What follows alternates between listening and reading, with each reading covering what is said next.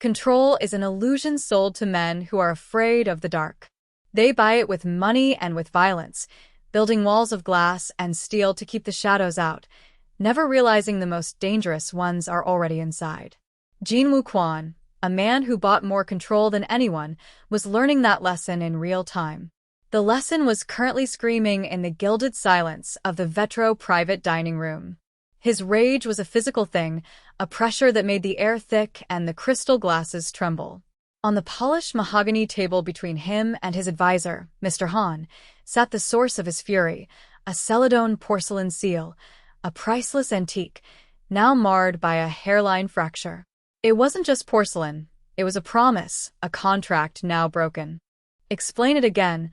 Kwon's voice was unnervingly soft, a predator's whisper before the strike. Slowly, Mr. Han, a man whose tailored suits cost more than a car, flinched. Sir, the courier swears it was intact. The disruption at the port, it must have been an accident. The message is likely compromised. Kwon's knuckles were white where he gripped the table's edge. He was a man sculpted from disciplined violence, but that discipline was fraying. He was about to shatter the seal, and everyone in the room knew it. That's when the door opened. A girl, barely a woman, stepped inside. Lena. She wore the restaurant's uniform, a crisp white shirt and a long, crimson apron tied neatly at her waist. Her job was simple: clear the untouched appetizer plates, be invisible. But invisibility was impossible in a room with a collapsing star at its center. Her eyes, wide and observant, took in the scene: the terrified advisor, the cracked artifact, and the man radiating pure, unadulterated fury. She moved with a practiced quietness, her focus on the plates, trying to project an aura of harmless servitude.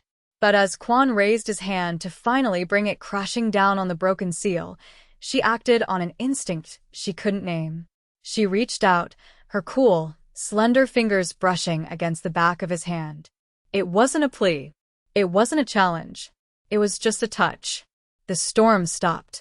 The pressure in the room vanished. Kwon froze, his hand hovering over the porcelain. The rage, the seismic, world-ending rage, simply evaporated, leaving a profound and unnerving stillness in its wake. He slowly lowered his arm and turned his head, his dark, piercing eyes finding hers for the first time. He didn't see a waitress. He saw an answer to a question he hadn't known he was asking. The silence stretched, thick with new tension. Finally, he spoke, his voice no longer a whisper, but a command. You stay. Kwon dismissed the trembling Mr. Han with a flick of his wrist. The door clicked shut, sealing Lena in the quiet, dangerous space. She stood frozen, her hand still tingling from the brief contact. Her heart hammered against her ribs, a frantic drumbeat in the sudden silence. He didn't look at her, not yet. His attention was fixed on the fractured seal, his gaze analytical, cold. The rage was gone, replaced by an unnerving focus that felt far more menacing. They tell me my temper is a liability, he said, his voice a low murmur, as if thinking aloud. They say it clouds my judgment. He finally lifted his eyes to her. What do you think?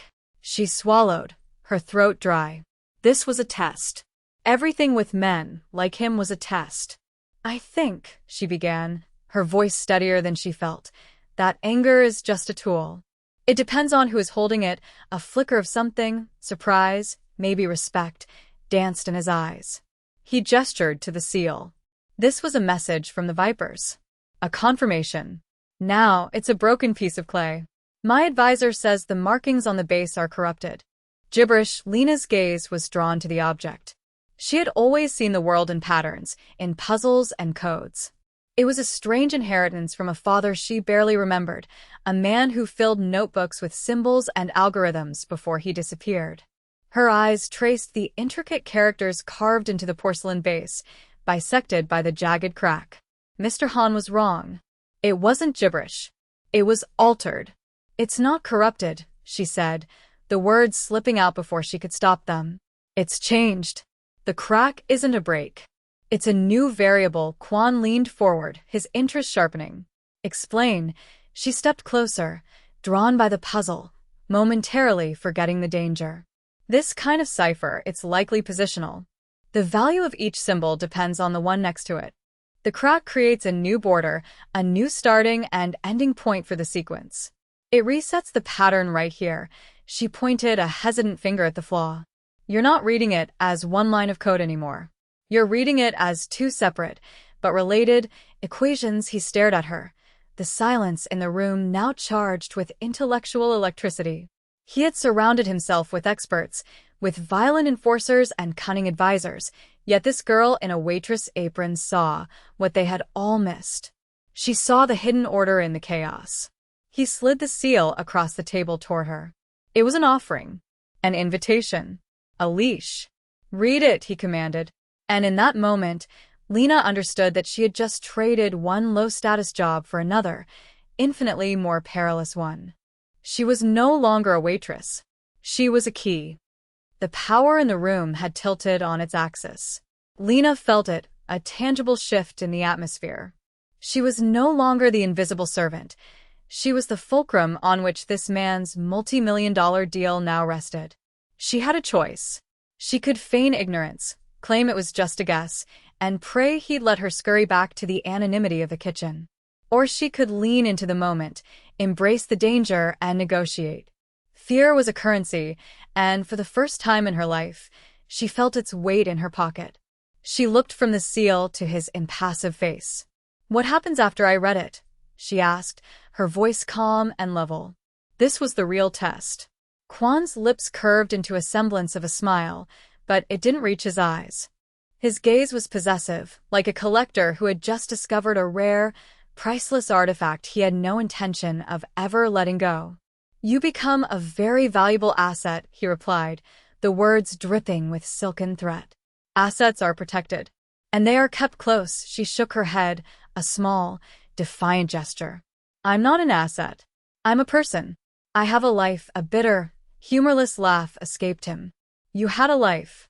Clearing tables for men who don't see you. Living in a fifth-floor walk-up that smells of boiled cabbage. That is not a life. It is a waiting room.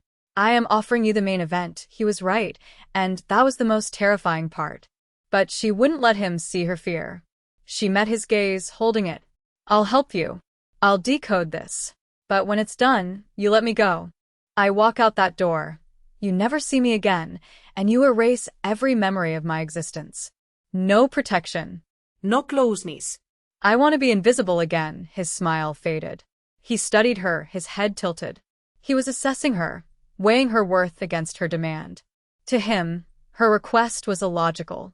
Why would anyone choose invisibility over the power and protection he offered?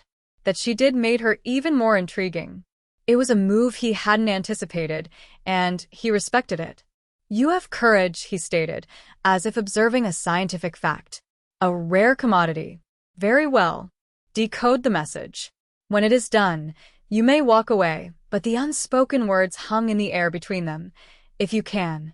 She knew his promise was conditional, as fragile as the porcelain on the table. But it was the only leverage she had. She pulled the seal closer, her mind already working, shutting out the man, the room, the danger. The symbols began to swim, to rearrange themselves in her head, forming chains of logic. And as she focused on the puzzle, she felt his eyes on her, a heavy, constant pressure. He wasn't just watching her work. He was watching her. The predator was studying its new, fascinating prey, learning its habits, its strengths, its weaknesses, before deciding whether to devour it or to keep it. He didn't honor her request. Of course he didn't.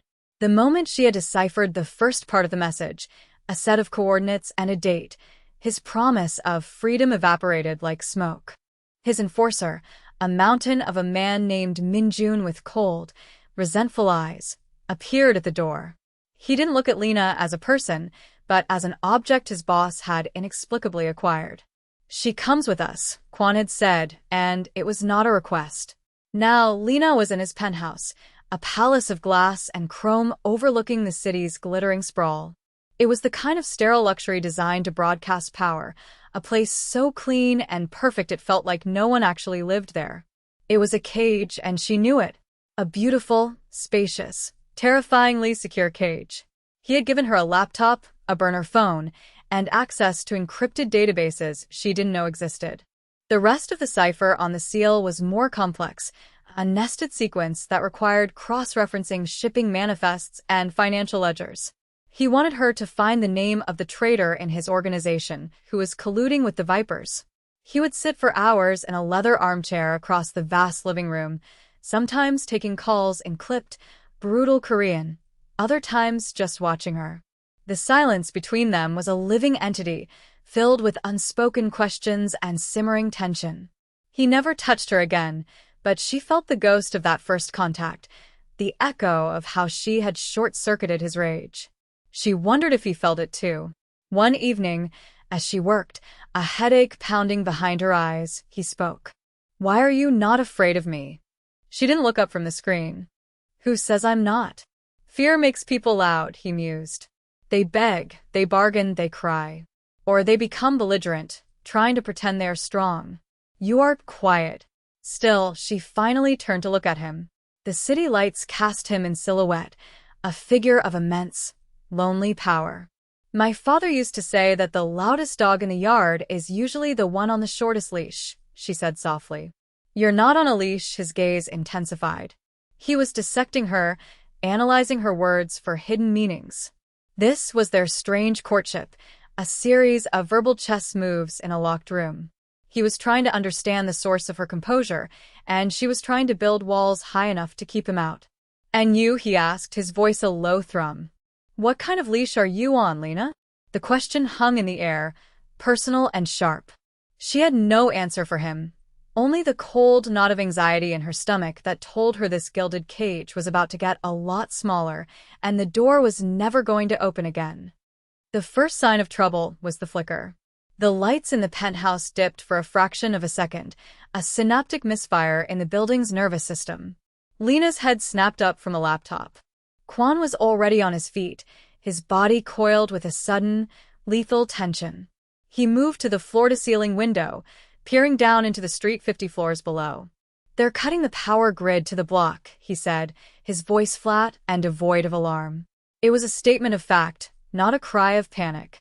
A deep, muffled thump echoed from the direction of the service entrance. Not an explosion. Something more precise. A breaching charge. Min-jun and two other guards materialized from the side corridors, weapons drawn, their movements economical and practiced. They were a pack of wolves sensing a rival pack at the gate. "Aurelian Syndicate," Min-jun growled, his eyes scanning the room's entry points. The name meant nothing to Lena, but the venom in his tone told her everything she needed to know. This was the shadow organization, the systemic enemy. "They want the seal," Kwon stated, his gaze locking onto Lena. "Or the person who can read it." The implication was a shard of ice in her gut. Suddenly, the air shattered. The reinforced glass of the windows spiderwebbed inward before imploding, spraying the marble floor with a shower of glittering diamonds. Repelling lines dropped into view, and black-clad figures swung into the room, assault rifles spitting suppressed rounds.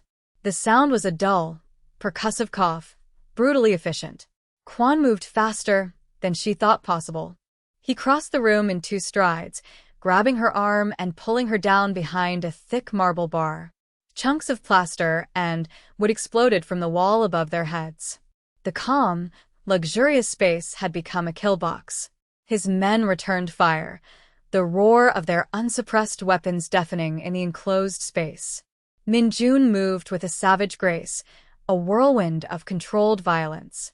But the attackers were disciplined, fanning out, using the minimalist furniture for cover. Kwon pushed her further behind the bar, shielding her body with his own. She could feel the heat of him, the solid wall of his chest against her back. He smelled of expensive cologne and something metallic, like ozone before a storm. In the midst of chaos and gunfire, she felt a strange, terrifying sense of safety. He was her captor, her jailer, but in this moment, he was also her shield. A bullet ricocheted off the marble countertop with a high-pitched scream, inches from her head.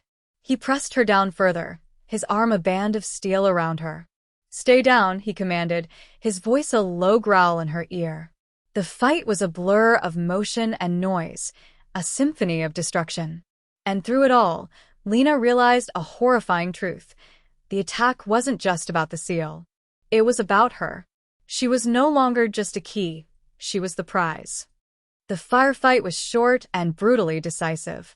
Kwan's men were good, but they were outnumbered.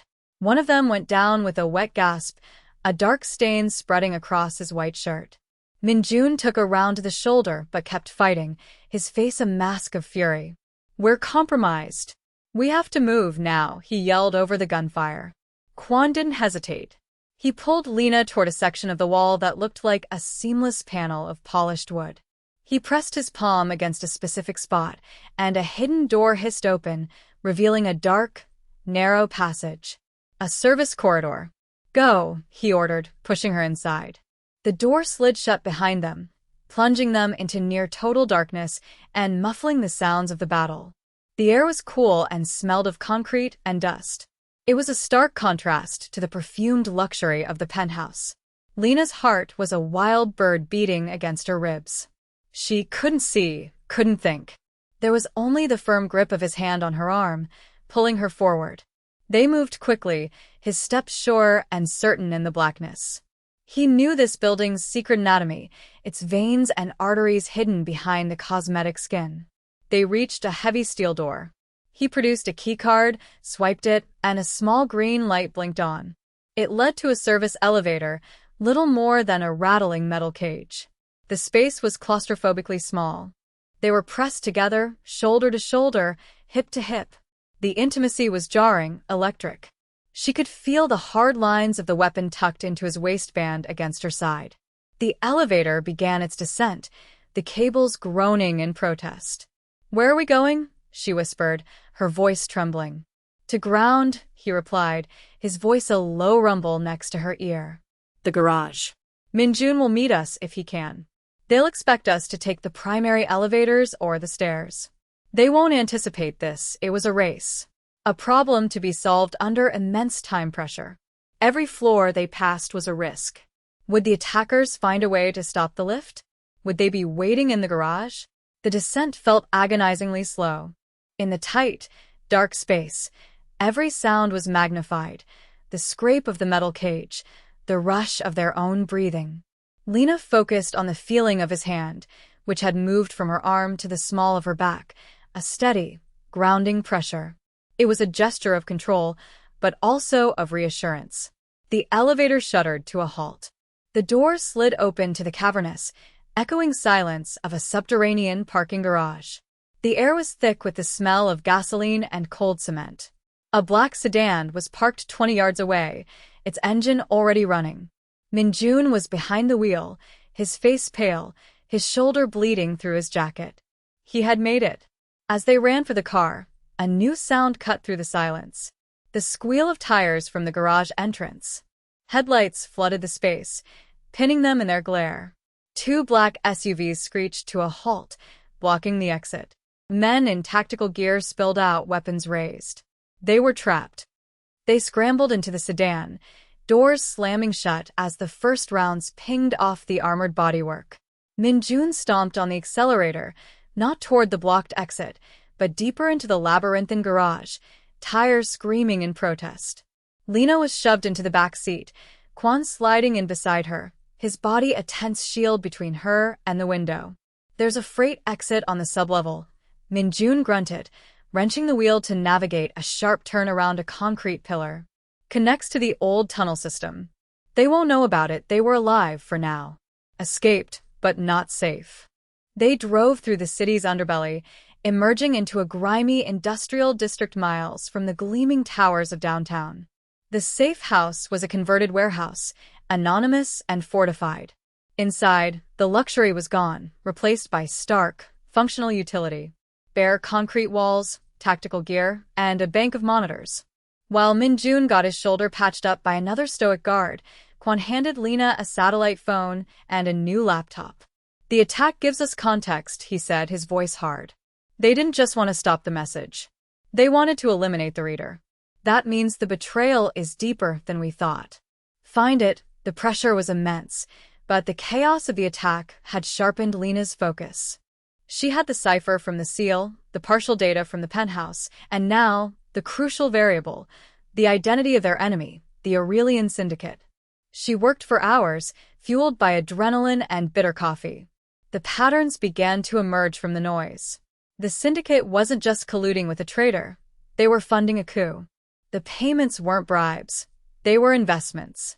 They were backing someone to overthrow Kwon and take over his entire operation, absorbing it into their own faceless empire. Then she saw it. A recurring alphanumeric string in the encrypted payment logs. It was meaningless on its own, but it sparked a flicker of memory, distant and painful. She typed the sequence into a private search algorithm, one her father had designed years ago. An image flashed onto the screen, a faded photograph of a man with a kind smile and sad eyes. Her father. Beside him was the name of his last, ill-fated project. Project Aurelian. The syndicate was named after his work. The string of code wasn't random. It was his signature. A legacy key he had created. A chill, colder than any fear she had felt during the attack, washed over her. This wasn't just business. It wasn't just a random crime she'd stumbled into. This was personal. Her father's ghost was in this machine. The final payment confirmation phrase, the one that would trigger the coup, was a line from a lullaby he used to sing to her. The sparrow flies at midnight. She looked up at Kwon, her face pale. "I know who the traitor is communicating with," she said, her voice hollow. "And I know when the takeover is happening. In 2 days. At the Blackwood Museum Gala, the sparrow flies at midnight." The phrase was an omen, a key, and a weapon. Her past, buried and forgotten, had just been weaponized. The Blackwood Museum Gala was a cathedral of modern ambition, all sharp angles, polished concrete, and stark white walls. The city's elite drifted through the cavernous halls like elegant ghosts, their laughter echoing off the multi-million-dollar sculptures. It was the perfect stage for a quiet, surgical assassination of an empire. Lena felt utterly exposed. Kwon had replaced her simple waitress uniform with a gown of midnight blue silk that felt like a second skin. Diamonds glittered at her throat, cold and heavy. Beside her, Kwon was devastating in a tailored tuxedo, moving through the crowd with the predatory grace of a panther who owned the jungle. To the outside world, they were a striking couple. In reality, they were a 2-person infiltration team walking into a trap. "The transfer is scheduled for midnight," Lena murmured, her voice low, her hand resting lightly on his arm as they pretended to admire a chaotic metal sculpture. "The buyer, the syndicate's contact, will be near the East Terrace. The seller is the traitor." The phrase, "the sparrow flies at midnight," will initiate a data transfer from a hidden device. That transfer finalizes the payment and hands over control of your networks. "We have a 10-minute window," Kwon said, his eyes scanning the room, missing nothing. "We intercept the transfer, identify the seller, and neutralize them." Their target, based on the partial data Lena had decrypted, was Mr. Han, the slick, older advisor. It made perfect sense. He had access, motive, and was the first to try and misdirect Kwon about the broken seal. They spotted him near a champagne fountain, looking nervous. The clock ticked closer to midnight. The museum's main exhibit was a series of large, kinetic sculptures that moved on time tracks, their metal forms sliding and reconfiguring the space. It was called The Machinery of Betrayal. The irony was not lost on Lena. At 11:58 p.m., they made their move. Kwon approached Mr. Han, his presence alone enough to make the older man flinch. Lena circled around, cutting off his escape route. "Mr. Han." Kwon's voice was dangerously pleasant. "Enjoying the art?" Han's face was slick with sweat. "Mr. Kwon." I didn't expect to see you. We need to talk about your retirement fund," Kwon said, his hand clamping down on Han's shoulder. The one sponsored by Aurelian. Panic flashed in Han's eyes. He knew he was caught. He began to babble, to confess, his words tumbling out in a desperate, pathetic stream. "It wasn't my idea. He made me. I was just the messenger. He has my family." Lena watched the pathetic display, but something was wrong. Her eyes scanned the crowd, her mind racing. A messenger. A cutout. This was too easy. Her gaze fell on Minjun, Kwan's loyal enforcer, standing guard 20 feet away. He was watching them, his expression unreadable. And then she saw it. A tiny detail she had overlooked in the decrypted files. A symbol, a stylized bird wing, etched on the trader's payment account. The same symbol was on Minjun's cufflink, glinting under the gallery lights. The clock on a digital art piece flashed 12 o'clock. Midnight. The sparrow was about to fly. The realization hit Lena with the force of a physical blow. Mr. Han was a pawn, a disposable piece of leverage. The king was still on the board, hiding in plain sight. Mignon. The loyal soldier. The trusted enforcer. The ultimate betrayer. As Han continued his blubbering confession, Minjun began to move, his hand drifting casually toward the inside of his jacket. He was preparing to silence Han and eliminate Kwan in one clean, public execution. There was no time to explain, no time to warn Kwan. Lena had to act. She did the only thing she could think of. She stumbled, her heel catching theatrically on the polished floor, and pitched forward, crashing directly into a waiter carrying a tray of champagne flutes. The crash was spectacular. Glass shattered, champagne sprayed, and guests gasped. The carefully constructed social facade of the gala was momentarily broken. The sudden chaos was the perfect diversion. Every eye in the vicinity, including Minjun's, snapped toward her. In that split second of distraction, Kwan understood. He didn't know how he knew, but he saw the flicker of communication in Lena's eyes, the desperate, silent warning. He moved, spinning Han around to use him as a human shield just as Minjun drew his weapon, a silenced pistol appearing in his hand as if by magic. The enforcer's face was no longer stoic. It was a mask of pure, venomous hatred. "You always chose them over me," Minjun snarled, his voice a low hiss. Her. "Any new asset. I built this with you, and you treated me like a dog," he fired. The round thudded into Han's chest. The older man collapsed with a choked gasp. Kwan shoved the dying advisor's body at Minjun and charged, closing the distance before a second shot could be fired. The two men, once brothers in arms, collided in a brutal, silent struggle. They were too skilled for wild punches. It was a deadly dance of grappling, joint locks, and attempted disarms. Lena scrambled back, her mind racing. She looked at the kinetic sculpture, the machinery of betrayal. Its massive steel plates were beginning to move, sliding along their tracks for their midnight reconfiguration. An idea, insane and desperate, formed in her mind. "Kwan," she screamed. "The sculpture. The west track." He heard her. With a final, desperate surge of strength, he broke Minjun's grip and shoved him backward, directly into the path of a 2-ton slab of moving steel. Minjun's eyes widened in shock as he saw the wall of metal bearing down on him. There was a sickening, final crunch of bone and metal. The sculpture slid calmly into its new position, and Minjun, the traitor, was gone. A wave of security guards, alerted by the commotion, began to converge on them. The trap had been sprung, but the bait had caught the predator. In the silent, sterile aftermath, the world had been remade. The Aurelian Syndicate's coup had failed, shattered on the marble floor of a museum. Minjun's betrayal had lanced a poison from Kwan's organization, leaving it scarred but purified. The authorities ruled Mr. Han's death a gang-related hit and Minjun's a tragic accident, a narrative expertly shaped by Kwan's lawyers and a few well-placed donations. Lena was no longer a prisoner. She was no longer a key. She stood on the balcony of the penthouse. The city lights spread before her like a carpet of fallen stars. The glass had been replaced, the marble polished, erasing all evidence of the violence, but the memory remained. Kwan came to stand beside her. The silence between them was different now.